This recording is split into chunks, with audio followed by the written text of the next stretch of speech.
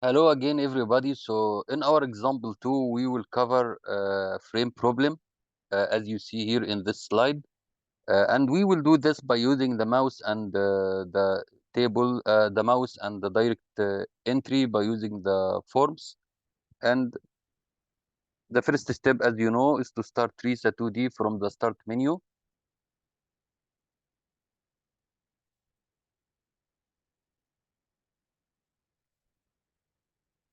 Okay. And now we need to modify the grid. And before we do anything, we need to first look at the unit system. We are using metric unit system today. We are using, sorry, US metric system today. So we will leave it as is because the default unit system here is standard imperial. So we will leave it as is without any change. We need also to modify the grid. So I will modify the grid now, and I need to construct grid lines at these distances at 15, 10, 5, and 10. Okay, 15, comma, 10, comma, 5, comma, and 10. And the same, we need only one grid line or two grid lines on the vertical direction, which is 15 only. So we have four distances in X direction and one distance in Y direction. Okay. The next step now is to construct the column and the beams. So I will go to this icon here, and you can see that we will use hot rolled section because we have W12 by 96 and W14 by 61. And we will learn about this in the when we start the design. So for now, we will go to the hot rolled section, the default selection, and I will select assign shape directly, sorry. So I will go to start shape and select W 12 by 96. Is it? Okay,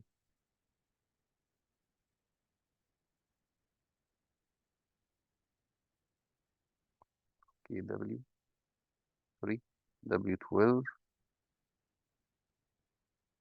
by 96 here, and I will say okay, okay, and we can find that we have the element here, and it is better to use column. This will not make a difference in the analysis for now.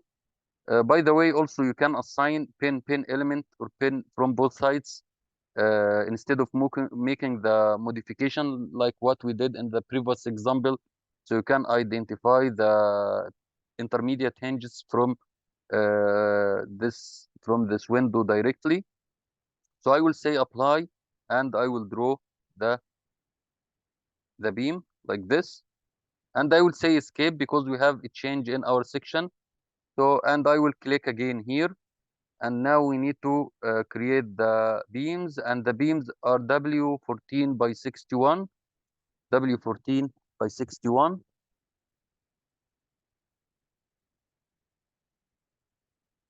Okay, I'll say okay, and here I will select column, I will select beam. So I will draw this. Okay, okay, and I will leave this. Then I will draw this one or these two. Okay, I left this because I need to try this option here. So I will say pin from both sides, and it gives me the intermediate hinges directly at both ends instead of going to the modify icon like the last time.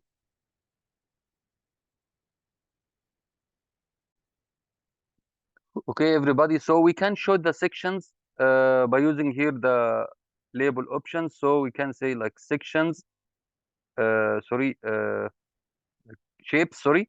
Okay, so we can see that we have W12 by 96, W14 by 61, W14 by 61. So all of them have W14 by 61.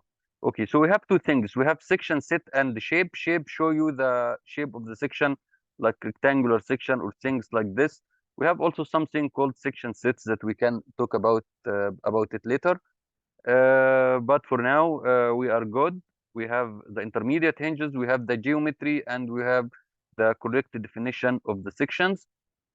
We need also to identify the end condition or boundary condition or supports. So we have fixed connection here and two roller connections at the other ends, N5 and N6. So I will go to here and I will select fix connection here and apply, and I will say apply here. And again, I will go to this one and I will select roller support and I will say apply, say apply. Okay, okay. So we have one fixed connection and we have two rollers. What else? We have also the loops. And as you see here, I didn't ask you to identify different loop combination or loop cases.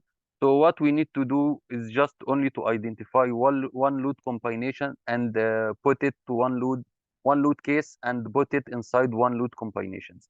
So here I can say anything like load case. Okay, and the category, it is not important to give it a category because it doesn't have category.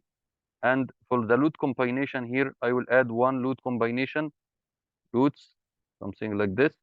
And the load combination here will be basic load combination, the only one that we have. Okay, and the factor will be 1.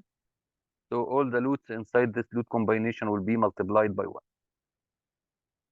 And now we need to input the loads. We have a joint load and two constant 2-point loads, one joint load and two point loads. The joint load equal to 10 kips, kilopounds, and it will be in x direction, and it will go to the load case that we know. Okay, apply. Okay, it will be like this. What else? We have also the point load here. The point load will go to the same load combination or load case, and it will have a value equal to -10, and it locate at 50% of the size of the beam. So I think one will be here and the other one will be here. Let's have a look. Okay, and finally we have uniformly distributed load on over this element, okay, between N2, N3 and N4. So I will go here and select -2. Okay, again I go to apply distributed load here and I will select -2. Okay, I don't need to change anything else. Okay, and I will say apply. The direction for sure is y direction, and I will select this. So now our model is ready. We just need to solve. So I will go to this icon here to solve, and single load combination will be good. So I would say save.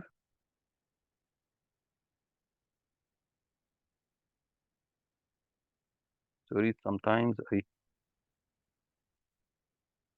okay. Select batch solutions, save. Okay, good. So we have the results now. As long as this activated like this means that we have the solution or we have the results. So you can show and hide the loops from this icon. So I don't need the loops. So I also don't need currently the titles of this beam. I don't need also the titles or the labels, sorry, the labels of the joints. And now I can go to this icon here and I can show the reactions. Okay, and as you see here, we have 3 reactions here, 1 reaction here, and we supposed to have 1 reaction here. And as long as you didn't see it like this means that the reaction here is equal to 0. Okay, so you can now just take a screenshot of this for your assignment, problems, or you can save this from the print menu as in PDF format. Okay, and now I will remove these options here to hide these loads, and I will go to members. I can now show the shear force, the axial force first. And when you remember, we said that we don't have axial force for the beam problem. Most of beam problems doesn't have axial don't have axial force. Okay, and we have also, we can show the magnitude, and we can show we increase the value by using the scale, increase the size of the graph by using scale factor from here. We have also the shear force that can be shown from here. Okay, and we have also the moment. Okay, okay, good. I don't need, also I need to switch to another figure, so I have to remove this. So I will go to the deflection now for the load combination that I have, and I will say apply. The scale factor is very big, as you see here, so I will start to make it a smaller a little bit. Okay, like this. So now we can see the scale, we can see the deformed shape uh, like with better appearance than before. Okay, thank you. Good. Okay, so we now understand how can we use RISA 2D to solve beam and frame problems. How can we use this also to print reports? Again, let me review the reports with you. I will go to, I can do this through this icon here. Okay, and go to print report instead, and you can select any anything you want from here, like joint coordinates, for example, and joint deflections. Okay, element forces. I think I did a detailed tutorial about this before, and you can say create PDF. Okay, and I will save this on the like report 2 or something like this. Okay, and you say save, so it will appear for you. Sometimes it crashed, so yeah, it already crashed, but in most cases it will work very well, and you will have reports similar to this.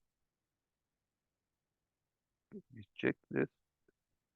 Okay, have reports similar to this, especially if you use the university copy. The university copy will not crash like this. Thank you very much, guys, and see you. We may have some tutorials by the end of the semester. Thank you.